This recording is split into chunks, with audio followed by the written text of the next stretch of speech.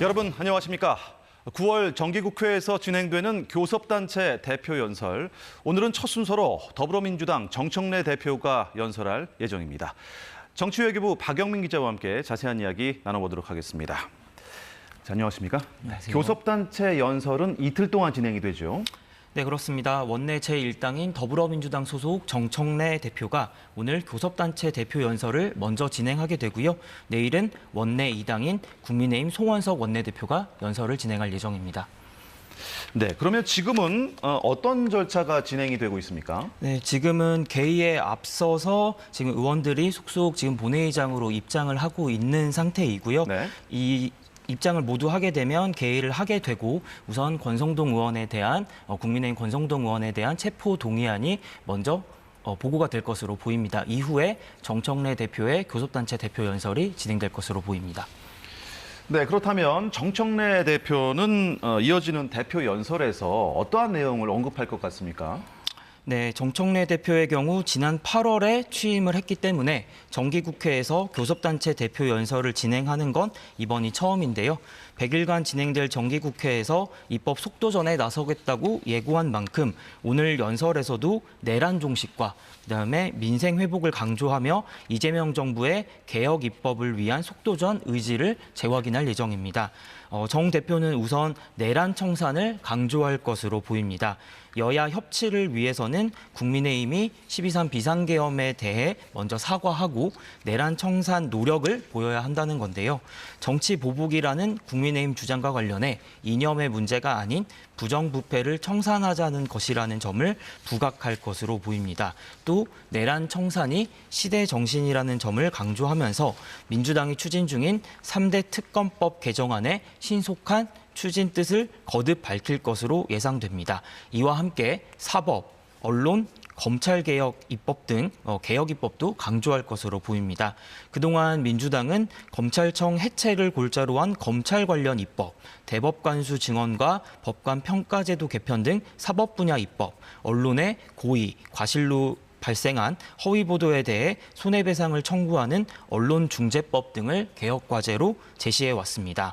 검찰, 사법, 언론이 그동안 견제를 받지 않는 권력으로 무소불위의 권력을 누렸다며 비정상적인 것을 제자리로 돌려놓고 시대에 맞게 고치자는 뜻을 강조할 것으로 보입니다. 자, 그렇다면 민생 부문에서 특히 정청래 대표가 강조할 게 있을까요? 네, 어제 대통령과 여야 대표가 회동을 갖고 민생경제협의체를 꾸리는데 합의했습니다. 이에 따라 여야 공통 공약에 대한 국민의힘의 입법 협조를 당부하는 메시지도 담길 것으로 보입니다. 또 민생 회복을 위한 입법적 뒷받침 의지도 강조할 것으로 예상이 되고요. 이를 위해서 임대료 편법 인상을 막기 위한 상가 건물 임대차 보호법 개정, 그리고 은행의 과도한 가상금리 산정을 방지하기 위한 은행법 개정, 그리고 가맹점 사업자의 협상력을 강화하는 가맹사업법 개정 등이 거론될 가능성이 있습니다. 또 오는 22일부터 시작되는 2차 소비 쿠폰 지급과 관련해서도 예산 등을 챙기겠다는 뜻을 밝힐 것으로 보입니다. 자, 그렇다면 이재명 대통령의 대선 공약과 관련돼서는 어떤 점을 언급할까요? 네, 우선 AI 3대 강국이라는 목표에 맞춰서 로봇, 자동차, 조선, 가전 등 주요 산업에 AI 대전환을 추진하겠다는 뜻을 강조할 것으로 예상이 됩니다. 이를 위해 인공지능 데이터 진흥법 제정과 산업 디지털 전환 촉진법, 인공지능 산업 인재 육성 특별법, 그리고 인공지능 산업 육성 및 강국 도약 특별법 등의 입법 과제도 제시할 것으로 보입니다. 또 바이오 산업 육성을 위해 의사와 과학자에 대한 체계적인 지원, 혁신형 제약, 바이오 기업 육성 등 인프라 강화 대책도 제시할 것으로 예상이 됩니다. 또 문화 콘텐츠 산업 지원과 국방력 강화, 방위산업 확대, 친환경 에너지 산업 발전, 제조업의 첨단화 등 이재명 정부의 대선 공약 이행을 위한 입법 과제들도 거론될 것으로 보입니다. 네, 이번에 트럼프 대통령과의 한미 정상회담이 있었습니다. 후속 대책과 관련해서는 어떤 점을 짚을 것으로 예상이 됩니까?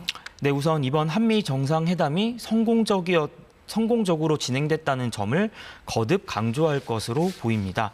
이재명 정부의 실형 외교 기조에 발맞춰 국회 차원의 입법적 지원 의지도 밝힐 것으로 예상이 됩니다. 또 다음 달 경주에서 열리는 에이펙 정상회의의 성공적인 개최, 그리고 경색된 남북 관계를 풀기 위한 남북협력기금 예산 지원 등이 거론될 것으로 보이는데요. 한반도의 비핵화와 항구적인 평화가 곧 민생이라는 점도 밝힐 것으로 예상이 됩니다. 네, 교섭단체 연설이 예정됐던 10시가 지금 5분 정도 지났는데 아직 연설은 시작되지 않고 있습니다. 자, 앞으로의 정기국회 일정은 어떻게 진행되죠? 네, 우선 앞서 말씀드린 대로 내일까지 여야 교섭단체 대표 연설이 이뤄진 다음 주에는 월요일부터 나흘 동안 대정부 질문이 이어집니다. 오는 15일에는 정치 분야, 그리고 16일에는 외교, 통일, 안보 분야, 그리고 17일에는 경제, 그리고 마지막 날인 18일에는 교육, 사회, 문화 분야 대정부 질문이 진행될 예정입니다. 이후 국정감사, 그리고 내년도 예산안 심사 등의 정기국회 일정을 이어갑니다. 지금 의장이 연단에 서서 개의를 이제 선언한 것 같습니다. 네, 지금 의사 일정 보고를 하고 있는 것 같습니다. 네, 지금 이 순서는 아마 권성동 제출되었습니다. 권성동 국민의힘 의원에 대한 체포동의안 보고가 먼저 진행이 되는 것 같습니다. 네. 앞서 김건희 특검이 지난달 28일 권 의원에 대한 구속영장을 청구한 데 따른 조치인데요. 이에 대해 권 의원은 민주당과는 다른 모습을 보여주자며 불체포 특권 포기를 선언한 상태입니다. 체포동의안은 국회 보고 후 24시간 이후 72시간 이내 표결에 붙여집니다. 앞서 설명드린 것처럼 내일은 국민의힘 송원석 원내대표의 교섭단체 연설이 예정돼 있기 때문에 오는 11일이나 12일에 처리될 것으로 전망이 됩니다. 지금 체포동의안 보고까지 마무리가 된 것 같습니다. 네. 이어서 이제 정청래 대표의 교섭단체 대표 연설이 이어질 것으로 보입니다. 네, 정청래 대표가 회의장으로 들어오고 있는 것 같습니다. 지금은 국회 이 본회의를 참관하기 위해 방청석에 온 그 방청객들이 누구인지 소개를 해주고 있는 그런 상황으로 보입니다. 그리고 이 설명이 끝나면 이제 정청래 대표의 교섭단체 대표 연설이 다시 진행될 것으로 보입니다. 네, 박영민 기자 수고 많으셨습니다. 네, 그렇다면 국회 현장으로 연결해서 자세한 내용 들어보도록 하겠습니다. 오늘은 더불어민주당의 대표 연설을 듣도록 하겠습니다. 정청래 더불어민주당 대표 나오셔서 연설해 주시기 바랍니다.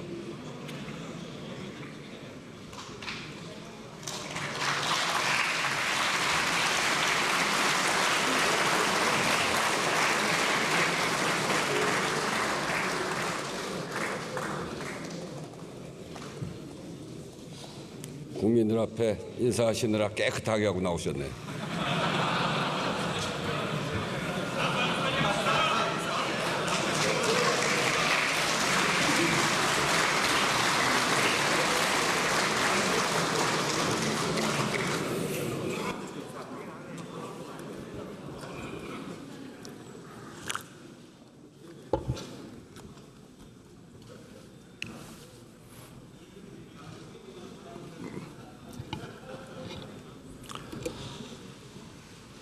존경하는 국민 여러분, 우원식 국회의장과 선배 동료 의원 여러분, 그리고 김민석 국무총리를 비롯한 국무위원 여러분, 더불어민주당 당대표 정청래입니다.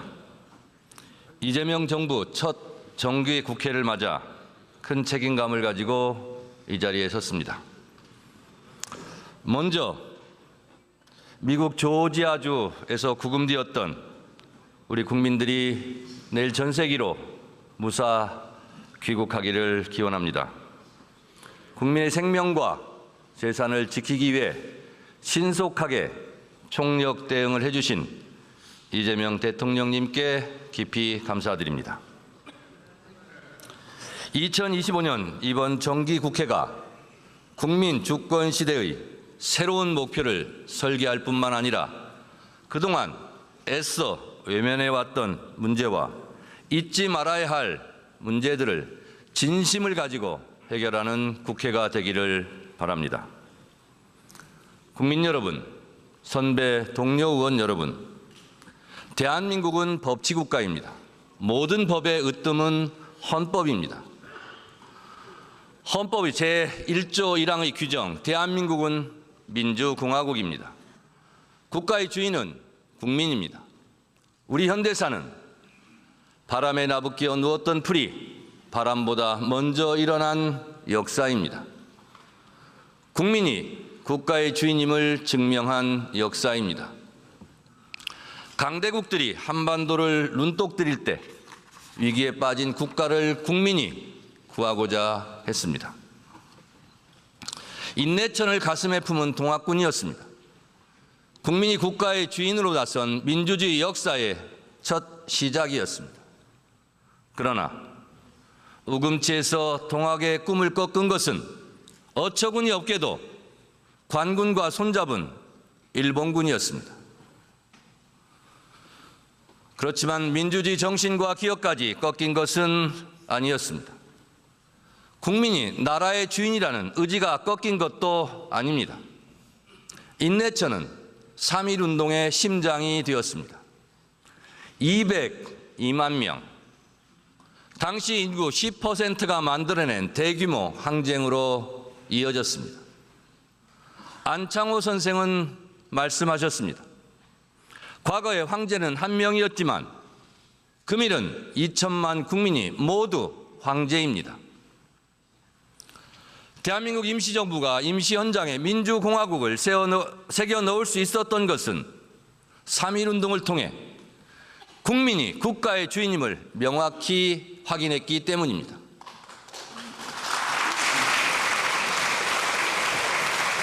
마산 앞바다에 김주열의 시신이 떠올랐을 때 국민들은 다시 기억합니다. 우리가 나라의 주인이다. 4.19의 광장에서 국민들은 부패한 정부를 몰아냈습니다. 믿었던 국가의 총구 앞에서 친구들이 쓰러져 갈 때 광주의 윤상호는 울부짖었습니다. 우리가 나라의 주인이다. 5.18의 국민들은 스스로 질서를 회복하고 군사 쿠데타의 무자비한 폭력에 맞서 결국 민주주의를 구해냈습니다.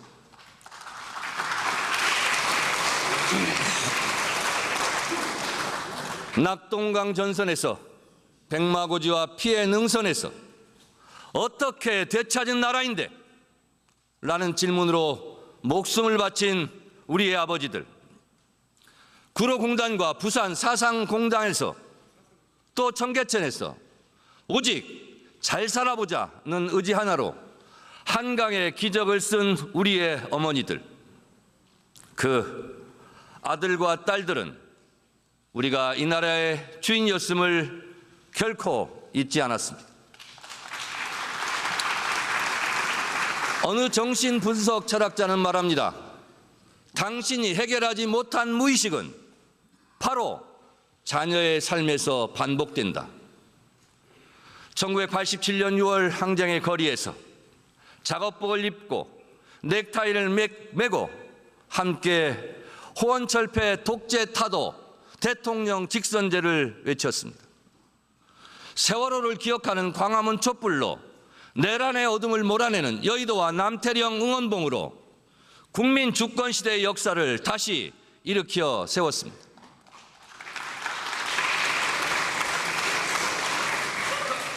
우리의 헌법 전문은 민주주의를 피눈물로 쟁취한 기록입니다. 유구한 역사와 전통에 빛나는 자랑스러운 대한국민은 3.1운동으로 건립된 대한민국 임시정부의 법통과 불의에 항거한 4.19 민주이념을 계승하고 조국의 민주개혁과 평화적 통일의 사명에 입각한다라고 되어 있습니다. 우리 헌법은 국민들과 함께 언 땅을 뚫고 올라왔습니다. 9차례의 개정을 거치며 국민들이 민주주의로 성장해 가듯 헌법 스스로도 자신을 보호할 만큼 성숙해 갔습니다. 헌법재판소의 윤석열 탄핵 결정문은 기록합니다.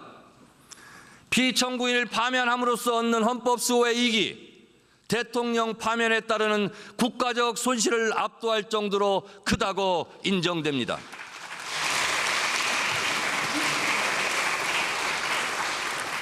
평상시에는 대통령의 권한을 보호하지만 내란, 외환의 범죄 앞에서는 헌법 스스로 자신을 수호한 것입니다. 탄핵은 여야의 싸움이 아닙니다.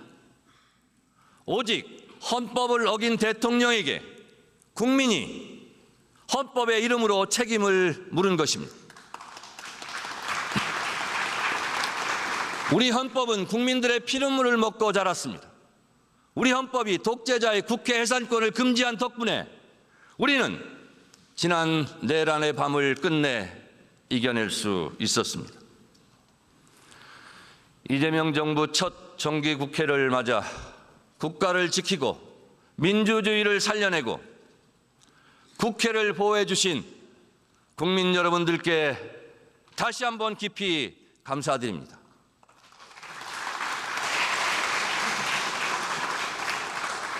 부당한 명령 앞에서 정의를 잃지 않은 군인의 마음에도 자신들이 지켜야 할 것은 국민이라는 인식이 뿌리 깊었을 것입니다. 당시에 참 군인들께 정말 고마웠습니다. 라고 다시 한번 말씀드립니다. 존경하는 국민 여러분, 선배 동료 의원 여러분, 그리고 김민석 국무총리를 비롯한 국무위원 여러분, 내란 청사는 정치 보복이 아닙니다. 내란 청사는 권력을 사유하고 분단을 악용하고 정의의 가면 뒤에서 저질렀던 악행을 청산하자는 것입니다. 내란 청사는 권력 다툼이 아닙니다. 국민의 삶을 외면하던 부정부패를 청산하자는 것입니다. 내란 청사는 진보와 보수의 문제가 아닙니다.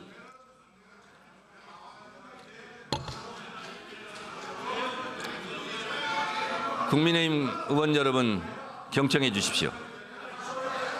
경청해 주십시오. 헌법에 따른 국군 통수 의무를 위반하고 국민을 배반하고 국민을 사지로 몰아넣은 헌법 파괴 세력을 청산하자는 것입니다.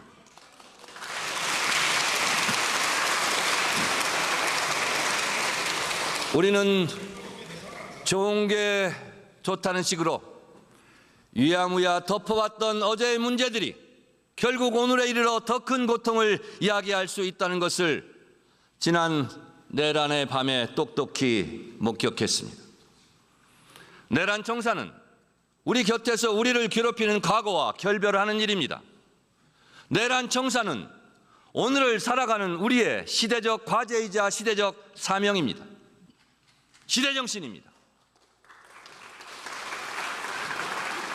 독일 철학자 한나 아렌트는 말합니다.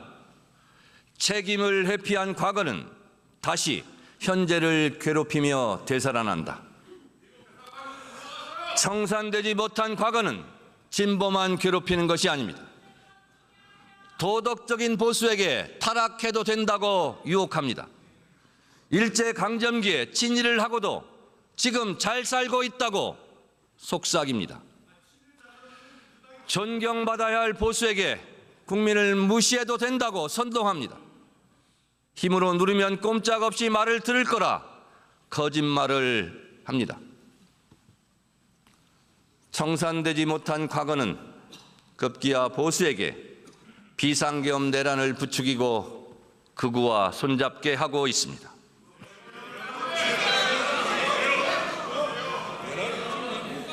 좀 조용히 들어주시기 바랍니다.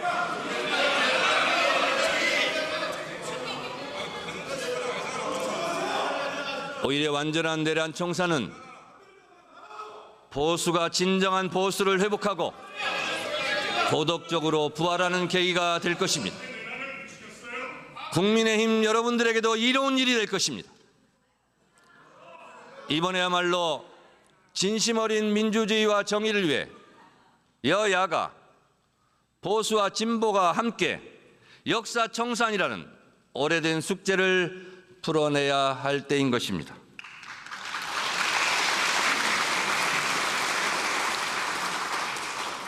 내란에 대한 철저한 진상규명과 책임자 처벌이 그 시작입니다. 3대 특검법 개정안을 신속하게 처리해 무너진 민주주의와 헌법 질서를 바로 세워야 합니다. 국회는 민주주의의 최후의 보루임을 증명했습니다. 계엄에 대한 국회의 민주적 통제를 더욱 강화해야 합니다. 불법 명령에 저항한 군인들이 있습니다. 그들의 정신이 살아 숨쉴 수 있도록 군인 복무법을 개정하겠습니다.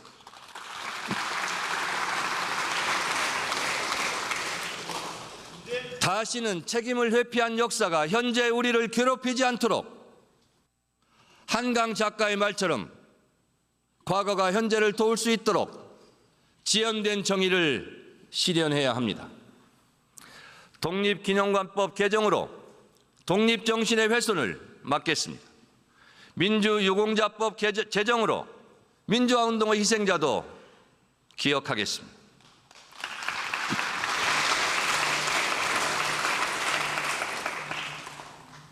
대한민국은 미래로 가야 합니다. 국민의힘 의원님들께 간곡히 제안합니다. 내란과 절연하십시오. 내란의 늪에서 빠져나오십시오. 그리고 국민들에게 우리가 잘못했다라고 진정 어린 사과를 하십시오.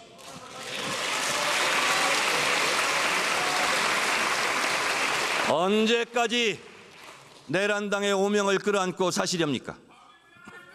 이번에 내란 세력과 단절하지 못하면 위헌정당 해산 심판의 대상이 될지도 모릅니다. 명심하십시오.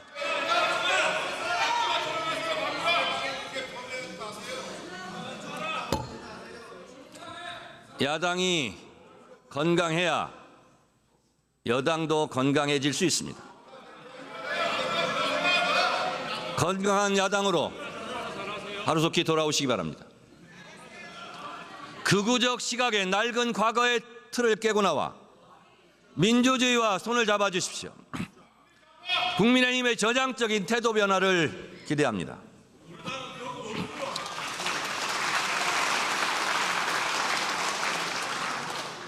국민 여러분, 선배 동료 의원 여러분, 정치는 의사결정 행위입니다. 의사결정을 오직 한 사람이 한다면 절대 왕정이고 독재입니다. 한 사람이 한 표를 가지고 평등하게 의사결정을 하는 것이 민주주의입니다. 우리 정치는 그렇게 발전해 왔습니다. 그러나 우리 사회에 다수의 의사결정에서 벗어난 민주주의 사각지대가 있습니다. 바로 검찰, 사법, 언론입니다. 견제받지 않는 권력으로 무소불위의 권력을 누려온 곳들입니다. 모든 일이 그렇듯 한때 불가피하게 어쩔 수 없는 경우가 있었습니다. 해방이 되고도 친일 경찰의 무분별한 수사와 고문 수사가 그치지 않았습니다. 재헌의회가 검찰에게 한시적으로 수사권을 부여한 것은 이를 막기 위해서였습니다. 3대 개혁은 비정상적인 것을 제자리로 돌려놓고 시대에 맞게 고치자는 것입니다. 개혁은 정치투쟁이 아닙니다. 우리 생활 속에서도 맞지 않는 것이 있으면 당연히 수시로 고칩니다. 개혁은 잘못된 것을 고치자는 것이지 이념의 언어가 아닙니다. 경제도 문화도 새로운 분야, 새로운 영역이 생길 때마다 현실과 맞지 않는 부분이 생깁니다. 그것을 잘 맞게 고치는 게 개혁입니다. 당연히 진보 개혁도 있고 보수 개혁도 있습니다. 여러분, 절대 독점은 절대 부패합니다. 절대 독점을 해소함으로써 권력기관은 스스로 절대 부패에서 자유로워질 수 있습니다. 독점에서 분점으로 소수의 지배에서 다수의 참여로 가는 것이 국민 주권 시대의 진정한 민주주의입니다. 검찰 부패의 뿌리는 수사권과 기소권의 독점입니다. 수사와 기소를 분리하겠습니다. 공소청은 법무부에, 중수청은 행안부에 두고 검찰청은 폐지하겠습니다.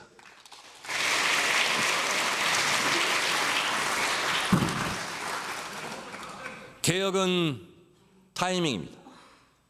개혁에도 골든타임이 있습니다. 추석 귀향길 뉴스에 검찰청은 폐지되었다, 검찰청은 역사 속으로 사라졌다는 기쁜 소식을 반드시 들려드리겠습니다.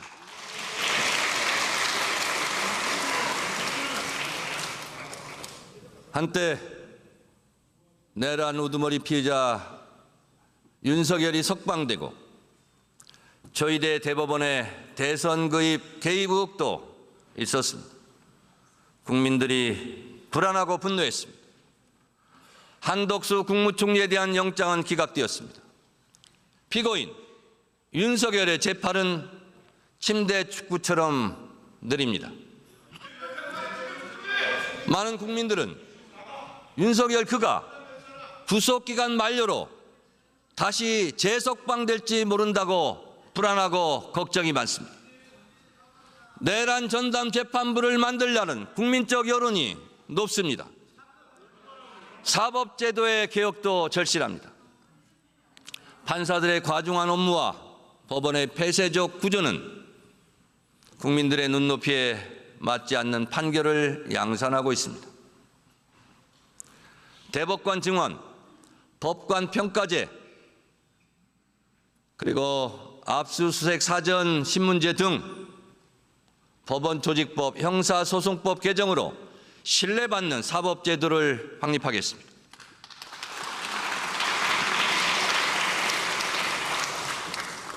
특히 대법관 증언은 반대할 일은 아닙니다. 수사 기록도 제대로 다 읽을 수 없을 지경의 경무에 시달린다고 하소연하고 있지 않습니까? 국회가 그 짐을 덜어드리겠다는 것입니다. 행정소유가 늘어나면서 국가의 모든 조직이 예산 증액해달라, 인원 증원해달라고 국회에게 요구하고 있습니다. 그런데 이상하게도 국회가 먼저 나서서 사법부의 예산과 인원을 늘려주겠다는데도 반대하는 조직은 처음 봅니다.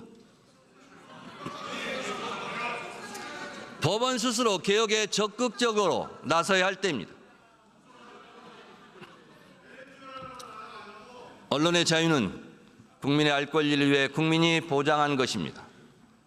따라서 언론 자유에 따른 책임 역시 국민을 위한 언론의 임무여야 합니다. 언론인 월터 프리먼은 말합니다. 언론이 부패하면 사회도 병들 수밖에 없다.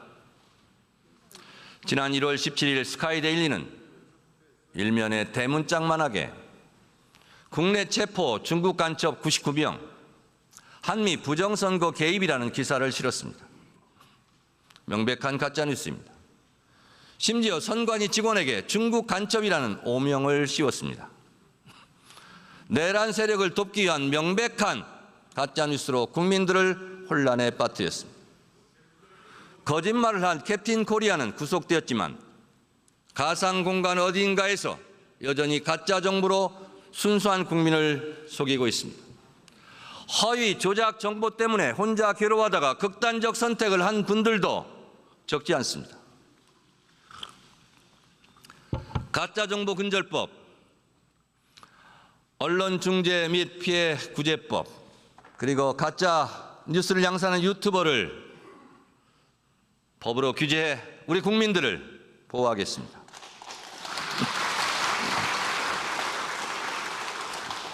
지난 8월 국회는 이미 방송 3법을 처리해 공영방송을 국민들께 돌려드렸습니다.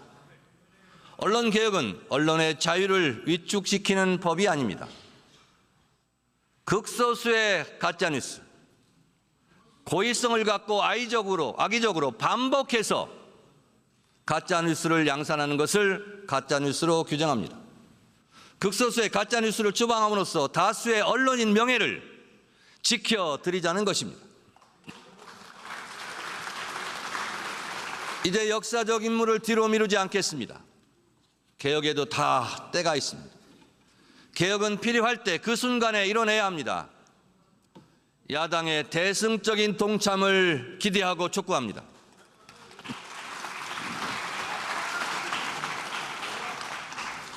존경하는 국민 여러분, 우원식 국회의장과 선배 동료 의원 여러분, 그리고 김민석 국무총리를 위한 국무위원 여러분, 우리는 내란 청산과 개혁 임무 완수를 넘어 대한민국 제도약의 길로 가야 합니다.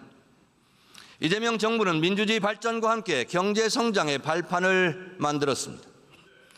이재명 정부의 출범만으로 국가는 안정되었고 국제사회에서 대한민국 신뢰도가 높아지고 있습니다. 경제는 심리입니다. 이재명 정부의 출범만으로 주가는 코스피 3,200으로 뛰었습니다. 이재명 정부의 출범만으로 경제 도약의 긍정적인 시그널이 되었습니다. AI로 상징되는 첨단 기술 시대를 선도하고 초과학 기술 신문명에 대비한 기본 사회를 구축하겠습니다. 민생으로부터 국민 안정까지 국민 주권 시대에 맞는 성장 전략에서부터 국익 외교와 한반도 평화까지 국민들의 참여로 국민과 함께 국민 행복 시대를 열겠습니다.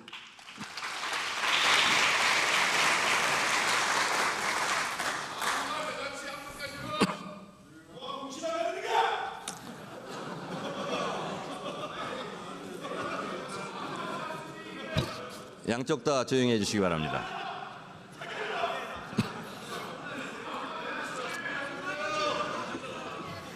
국민의힘 의원님들께 부탁드립니다. 일단 들어보세요. 다 뼈가 되고 살이 될 겁니다. 이재명 대통령의 취임 첫 일성은 민생 회복과 경제 위기 극복이었습니다. 이제 이재명 대통령과 여야 대표가 만난 자리에서도 민생 부분에서 통 크고 시원한 합의가 어제 이루어졌습니다. 대통령의 의지가 강했기 때문에 가능했습니다. 민생경제협의체는 실사구시의 정신을 기반으로 보여주기식 협의체가 아니라 실질적 성과를 내는 협의체가 되어야 합니다. 어제 이재명 대선 후보, 김문수 대선 후보의 공통 공약이 많았다. 그 공약부터 실천하자는 공감대가 있었습니다. 이 모습 이 자체로 국민에게 희망이 될 것입니다. 민주당이 든든하게 앞장서겠습니다.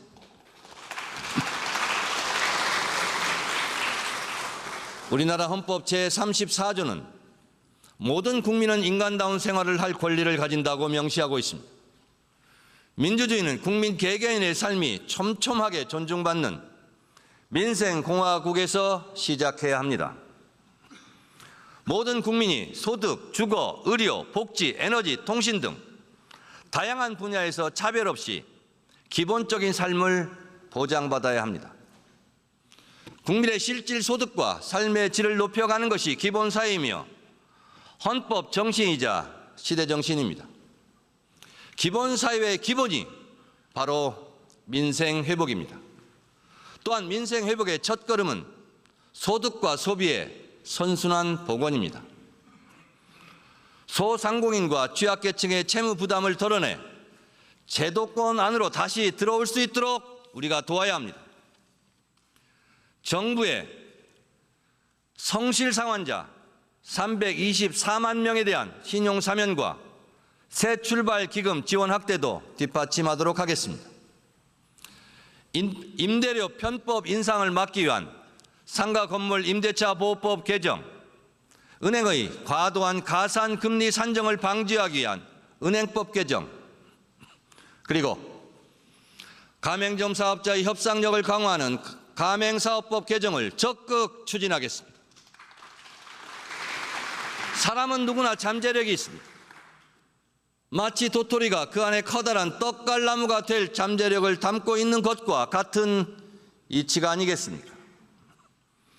다시 일어선 국민들이 성장과 혁신의 주역이 되어 언젠가 우리 모두를 다시 도울 것이라 저는 확신합니다.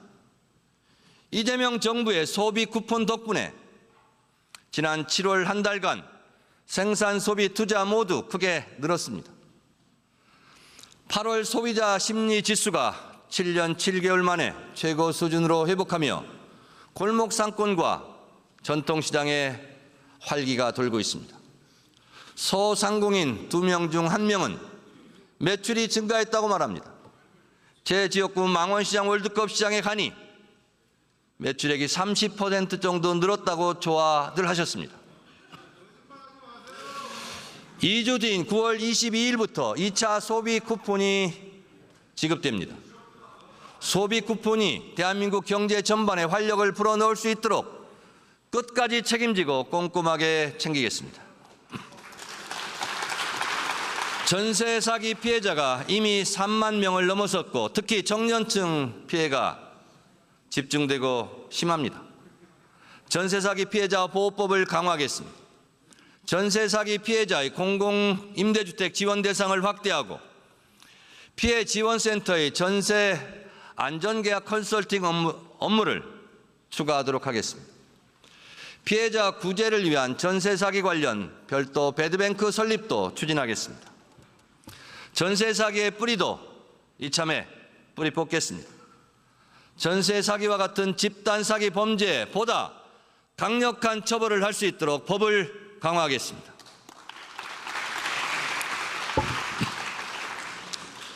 윤석열 정부에서 제2요구권, 거부권 행사로 폐기되었던 민생 법안들 중 농어민을 보호하기 위한 양곡관리법, 농업재해대책법 등이 이재명 정부 들어 본회의를 통과했습니다. 식량 안보를 지키고 농어민의 삶이 실질적으로 개선될 수 있도록 정부와 긴밀히 협의하고 협조하겠습니다. 저는 내란 극복과 이재명 정부의 성공이 시대정신이라 생각합니다. 이재명 정부의 성공이 대한민국 경제를 도약시키는 지름길이라 믿습니다. 이재명 대통령과 각국 정상과의 만남 이후 우리 전략산업인 반도체, 조선, 방산산업이 기지개를 펴고 있습니다. 민주정부가 훨씬 더 경제를 잘 성장시켜 왔고 이재명 대통령 역시 우리 경제를 부흥시킬 것입니다. 역대 정부의 대통령을 생각합니다. 김대중 정부는 IMF 외환위기를 구조개혁과 긴축재정으로 막아냈습니다. 1988년 마이너스 4.9%였던 성장률을 1999년 플러스 11.6%로 끌어올렸습니다. 기초생활보장제도 시행으로 복지국가의 초석을 마련했습니다. 지원은 하되 간섭을 하지 말라는 문화예술정책의 대전환으로 한류가 태동했고 오징어 게임 BTS, K-팝 데몬 헌터스의 나라 문화강국이 되었습니다. 특히 미래를 내다본 초고속 인터넷망 구축은 대한민국을 ICT 강국으로 만들었습니다. 코로나 팬데믹이 닥쳐왔을 때 ICT에 기반한 세계 최고 수준의 코로나 바이러스 감염 경로 추적 능력으로 코로나 극복 1등 국가가 될 수 있었습니다. 노무현 정부는 1인당 국민소득 2만 불 시대를 열었습니다. 연평균 성장률은 4.5%에 이르렀습니다. 마치 죽은 자가 살린 것처럼, 죽은 자가 산자를 살린 것처럼 노무현 대통령의 FTA가 지금 강화되고 있는 보호무역주의의 상황에서 우리를 살리고 있습니다. 문재인 정부는 코로나의 충격 속에서도 1인당 국민소득 3만 불 시대로 진입시켰습니다. 4.6%의 성장으로 OECD 국가 중 가장 빠른 회복세를 기록했습니다. 2017년 무역 수지는 세계 5위를 기록했고 2021년 수출액은 6,445억 불로 사상 최대 업적을 달성하면서 세계 7위 수출국으로 당당하게 올라섰습니다.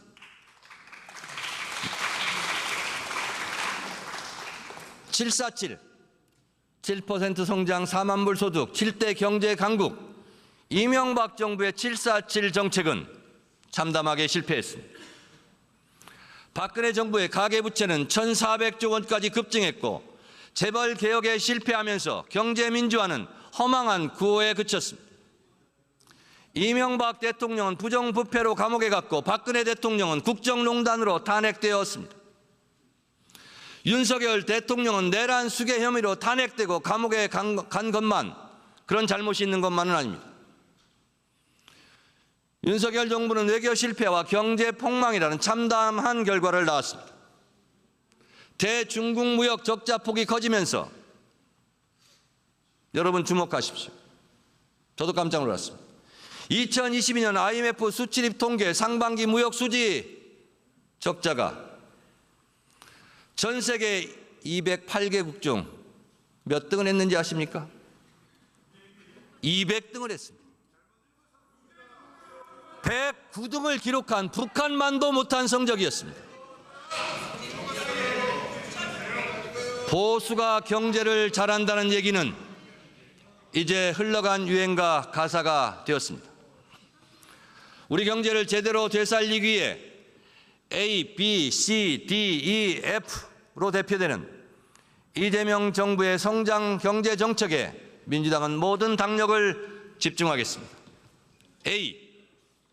A는 인공지능 중심 첨단 산업 육성입니다. 이재명 정부의 AI 3대 강국 목표에 맞춰 로봇, 자동차, 조선, 가전과 반도체 같은 주요 산업을 중심으로 AI 대전환을 추진하겠습니다. 박수를 치려면 확실하게 치시든가 아니면 연설을 하게 도와주시든가. 감사합니다. 인공지능 데이터 진흥법을 제정해 AI 데이터 센터를 지원하는 국가 차원의 지원 체계를 마련하겠습니다. 산업 디지털 전환 촉진법은 AI 기술을 산업과 공공 서비스 전반에 접목하는 데 크게 도움이 될 것입니다. 인공지능 산업 인재 육성 특별법을 통해 AI 산업 인재를 육성하겠습니다. 인공지능 산업 육성 및 강국도약 특별법은 산업 생산성과 효율성을 높일 것입니다. 반도체는 우리의 수출 주력 상품입니다. 반도체 산업 특별법은 반도체 산업의 경쟁력을 높일 것입니다. 압도적 초격차 초기술의 세계 1등 반도체 국가를 반드시 만들겠습니다. B는 바이오 산업 육성입니다. 이재명 정부는 의료, AI, 제조, 바이오 헬스 강국 실현을 목표로 삼고 바이오 헬스 분야 수출 500억 불 달성과 2030년까지 수출 35% 증가를 추진하고 있습니다. 과학기술부는 바이오 의료기술 개발 예산을 3,611억 원에서 4,343억 원으로 증액했습니다. 의사, 과학자에 대한 체계적인 지원과 의료 AI 기술을 개발하는 데 민주당이 돕겠습니다. 혁신형 제약 바이오 기업을 육성하기 위해 과감한 규제 혁신으로 인프라를 강화하겠습니다. C는 문화 콘텐츠 산업 지원입니다. 문화는 민주주의와 자유의 토양에서 자라는 나무입니다. 김대중 대통령은 취임사에서 문화산업 육성을 강조했고 과감한 문화 개방으로 한류의 길을 열었습니다. 문재인 정부 때는 2021년 문화 콘텐츠 수출은 사상 최대인 124억 달러를 기록했습니다. 영국의 모노클지는 2021년 한국을 소프트파워 세계 2위로 우리 대한민국을 선정했습니다. 이재명 대통령 역시 취임식에서 문화가 곧 경제이자 국제 경쟁력이라고 말씀하셨습니다. 정부가 간섭하지 않고 기초예술과 인문토양을 가꾼다면 글로벌 소프트파워 5대 문화 강국 실현이 허망한 꿈만은 아닙니다. 충분히 가능합니다. 이재명 정부는 2030년까지 K컬처 시장 규모 300조 원, 문화 수출 50조 원, 국가 이미지 긍정평가 비율 80%의 목표를 세웠습니다. 핵심 콘텐츠를 육성하고 한류 연관 산업을 지원하겠습니다. K 콘텐츠 8대 핵심 산업 분야로 게임, 문화, 영화, 애니메이션, 출판, 웹툰, 방송, 영상, OTT 콘텐츠를 선정하고 전략적 지원 체계를 가동하겠습니다.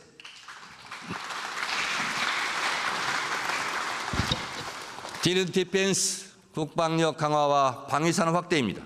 방위산업은 국방력 강화와 동시에 새로운 유망한 수출 분야입니다. 우리 방위산업은 민주주의 국방력 강화와 함께 한층 성장했습니다. 노무현 정부의 국방비 연평균 증가율은 8.4%로 역대 최고였습니다. 2022년 문재인 정부는 55조 원의 사상 최대 국방 예산을 편성했습니다. 박근혜 정부 때는 4.2%, 윤석열 정부 때는 4.1%였습니다. 보수 정부는 말로만 국방을 외쳤지 실질적으로는 자주 국방 강화에 관심도 의지도 없었습니다. 노무현 대통령은 K2 전차, KDX-3, 구축함 공중조기, 경보 통제기 도입을 결정했습니다. 문재인 대통령은 삼국형 삼축 체계를 고도화하고 세계에서 7번째로 SLBF 발사에 성공했습니다. 국방력 강화는 국민을 안심시킬 뿐만 아니라 평화를 유지하고 평화를 만들어가는 핵심 역량입니다. 또한 자신 있게 한반도 평화를 추진하는 원동력, 힘이 될 것입니다. 이재명 대통령은 방위산업이 대한민국의 안보를 튼튼하게 할 뿐만 아니라 미래의 먹거리 산업의 하나라고 역설했습니다. 정부의 방위산업 4대 강국 도약 목표에 민주당은 당력을 모아 적극 지원하고 동참하겠습니다. 방산 수출을 위한 재정 금융 세제를 지원하고 첨단 전략 분야 R&D와 인프라 투자 확대를 적극 뒷받침하겠습니다.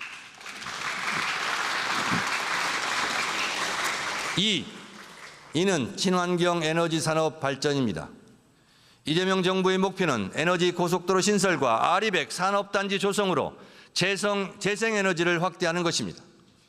정부는 서해안 초고압 직류 송전을 조기 구축하고 한반도 U자형, 서해안, 남해안, 동해안을 잇는 전력망으로 에너지 고속도로를 완성할 것입니다.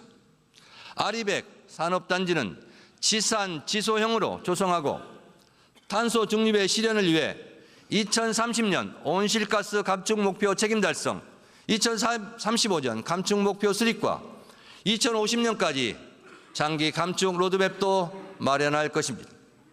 아리백 산업단지 특별법과 산소 중립 산업특별법 제정으로 민주당이 적극 뒷받침하도록 하겠습니다.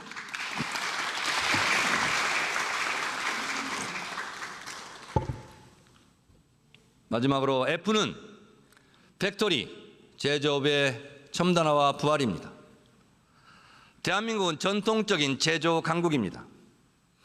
주력 산업을 혁신해야 세계 4대 제조 강국이 실현됩니다.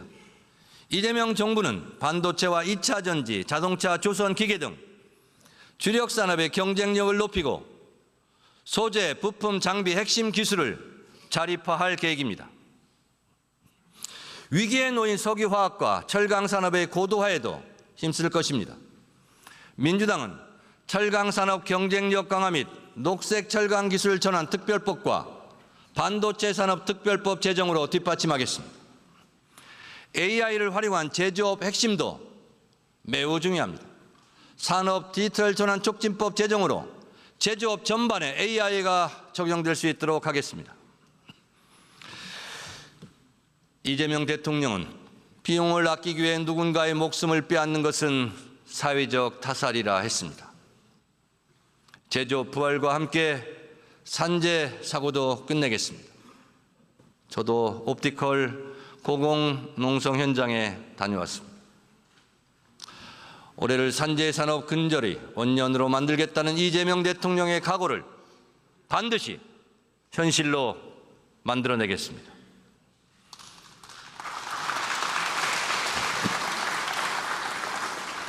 지난 한미 비즈니스 라운드 테이블에서 이재명 대통령은 대한민국이야말로 미국의 제조업 르네상스를 달성할 최적의 파트너라고 말했습니다. 현재 관세 인상에도 불구하고 반도체 수출은 작년 동월 대비 27.1%, 자동차 수출은 8.6% 상승하고 있습니다. 선박 수출 역시 6개월 연속 증가세입니다. 이재명 대통령은 한미 동맹을 경제 동맹으로 확장시킬 것입니다. 한미 양국의 제조업은 윈윈의 성과를 거둘 것입니다. 국민 여러분, 선배 동료 의원 여러분, 김민석 국무총리를 비롯한 국무위원 여러분, 지난 한미 정상회담은 단순한 성공이 아니라 역대급 성공이었습니다. 무엇보다 예측과 협상이 까다롭다는 미국의 트럼프 대통령을 상대로 달성한 외교적 쾌거였습니다.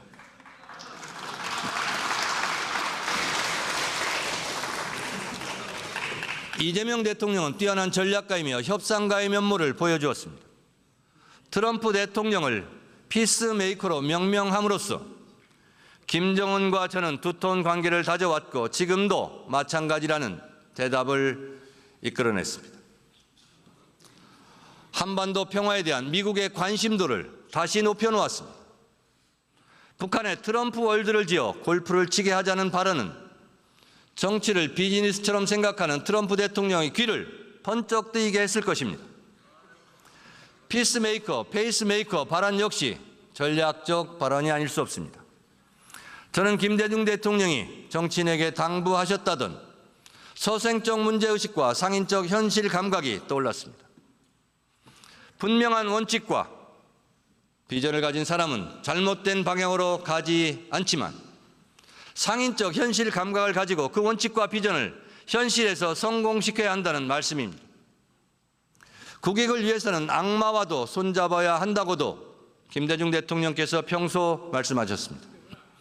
우리는 수출로 먹고 사는 나라입니다. 우리에게는 국익을 위해 자신을 다 바칠 진정한 대통령이 필요합니다. 국가의 비전을 위해 상인적 현실 감각으로 치밀하게 협상을 성공시킬 이재명 대통령과 같은 대통령이 필요합니다. 이번 성과는 김대중 대통령부터 이어진 민주정부의 외교 역량의 토대 위에 이재명 대통령의 국익 위주의 실사구시형 실용 외교가 그 기조가 만들어낸 결과입니다. 이 기조를 꾸준히 믿고 지지해준 국민의 승리입니다.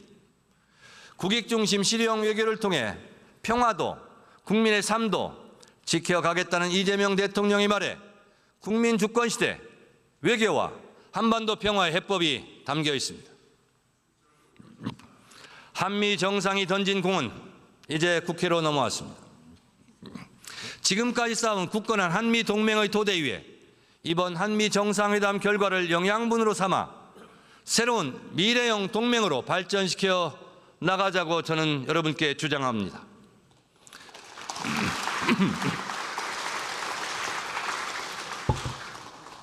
국익 차원에서도 실용 외교를 기조로 국민의 삶을 풍요롭게 하는 것에 외교에 초점을 맞출 것입니다. 든든하게 뒷받침해 이재명 대통령의 짐을 덜어드리겠습니다. 그 시금석이 바로 경주에서 열릴 2025 에이펙 정상회의가 될 것입니다. 경주 지역구 김석기 의원께서 법사위원장 시절 저에게 도장을 찍어달라고 해서 저도 도장을 찍어드렸습니다. 경주 에이펙은 각국 정상들에게 재도약을 이루고 있는 대한민국을 보여줄 것입니다.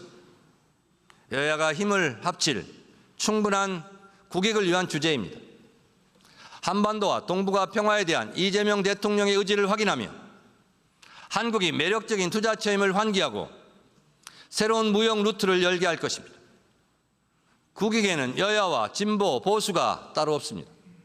에이펙의 성공이 국가와 국민의 성공이라는 생각으로 국회가 적극적으로 협력해 주기를 기대합니다.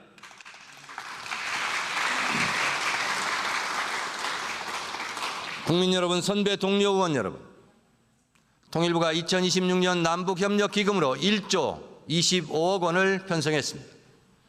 윤석열 정부가 편성한 2025년 예산에 비해 25%를 증액했습니다. 이 예산에서 주목할 것은 경제사업 예산입니다. 606억 원에서 1,789억 원으로 3배가량 증가했습니다. 개성공단과 같은 경제협력 사업의 재개를 위해 필요한 도로, 폐수, 시설 같은 복구와 구축 사업 예산입니다. 정동영 통일부 장관의 별명처럼 개성동령, 우리 통일부 장관께서 개성공단 금강산을 다시 열어줄 수 있는 날이 오기를 기대합니다. 그것을 기대합니다. 이재명 정부의 의지를 확인할 수 있는 부분입니다. 이재명 대통령은 평화가 곧 경제고 평화가 밥이다라고 했습니다. 맞습니다. 남북이 다시 손잡는 핵심이 경제협력입니다. 남북이 힘을 합치면 당장 경제 규모도 커지고 일자리도 늘어납니다. 동북아시아까지 협력의 영역을 넓히면 새로운 경제 공동체가 생겨날 것입니다. 이번 예산에는 접경지대 주민 생활과 밀접한 산림, 환경 문제와 인도적 현안을 해결하기 위한 예산도 편성되어 있습니다. 민간단체 활동과 이산가족을 지원하기 위한 예산도 늘어났습니다.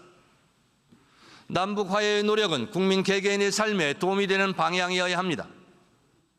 국민들의 남북 화해 의지, 평화에 대한 관심이 커져야만 한반도 비핵화와 항구적 평화가 가능해질 것이라 확신합니다. 우리는 경제 통일에 민생 통일을 추가해야 합니다.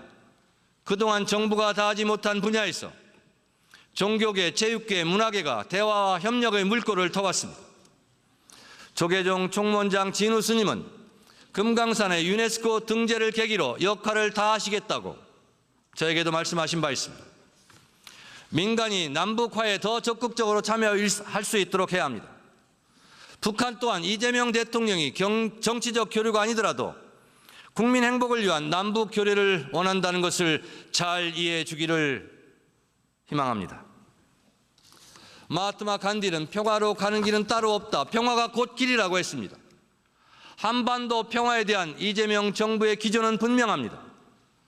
강력한 국방력을 바탕으로 도발에 철저히 대비하는 동시에 단절된 남북 간 소통을 재개하고 대화와 협력을 통해 한반도 평화 공존의 길을 열어가겠다는 것입니다. 북한에도 이익이고 대한민국에도 이익이 될 것입니다. 이것은 북한을 자극하겠다는 것이 아니라 우리 국민들이 안심할 수 있게 하겠다는 것입니다. 이재명 대통령이 제시한 동결, 축소, 비핵화의 3단계 역시 일단 평화의 길 위에서 함께 서면 그것이 평화의 길이 된다는 계획입니다. 북한의 적극적인 호응을 바랍니다. 지난 내란 정국에서 북한을 자극해 위기 상황을 만들고 위기 상황을 이용해 민주주의를 죽이려는 세력이 있다는 것을 노상원 수첩을 통해 알게 되었습니다. 노상원 수첩이 현실로 성공했더라면 이재명 대통령도 저 정청래도 이 세상 사람이 아니었을 것입니다. 불기의 계기 되었을 것입니다. 국민 여러분들은 노상원 수첩을 잊지 말고 똑똑히 기억해야 할 것입니다.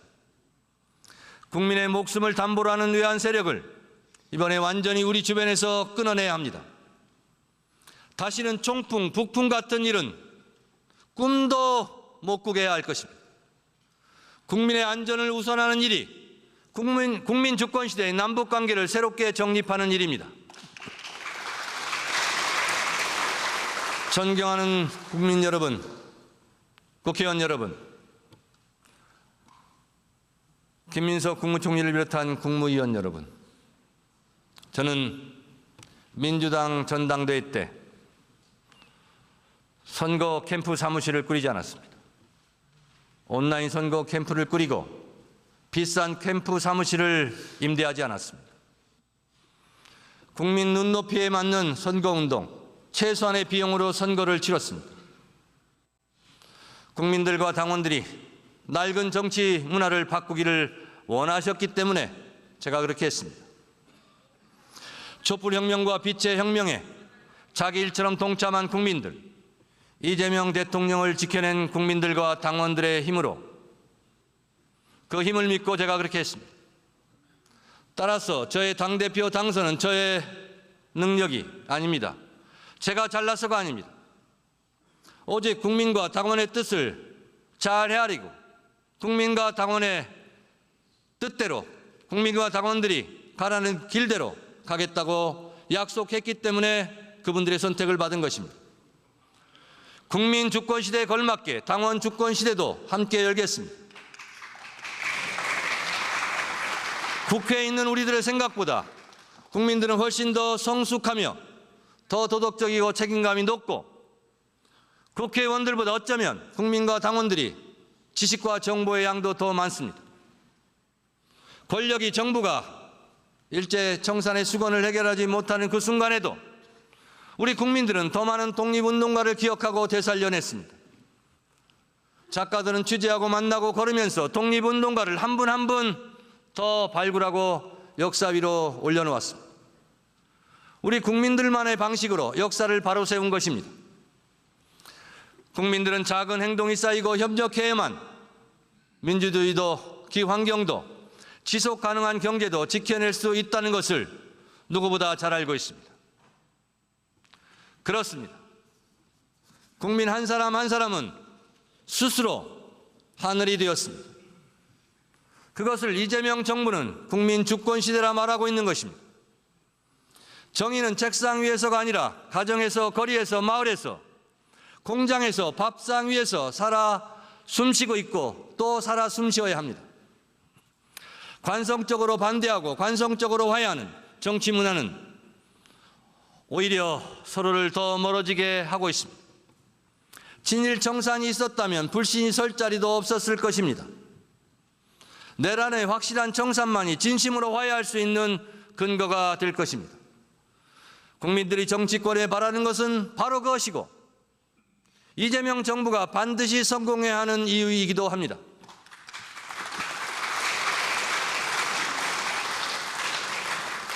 오늘의 죄를 벌하지 않는다면 내일의 범죄에 용기를 주는 것이다. 프랑스 공화군 관용으로 건설되지 않는다. 대한민국 역시 적어도 내란과 외환만큼은 무관용 원칙으로 앞으로 일관해야 할 것입니다. 국민 주권 시대입니다. 누가 더 국민을 주인으로 잘 섬기고 누가 더 국민과 잘 소통하고 누가 더 국민을 위한 개혁을 잘 하는지 누가 더 민생을 잘 보살피는지 여야가 진보와 보수가 잘하기 경쟁을 하게 되기를 간절히 소망합니다. 이재명 정부, 첫 정기국회가 그 출발점이 되었으면 좋겠습니다. 정말 그랬으면 좋겠습니다. 끝까지 경청해 주셔서 감사합니다.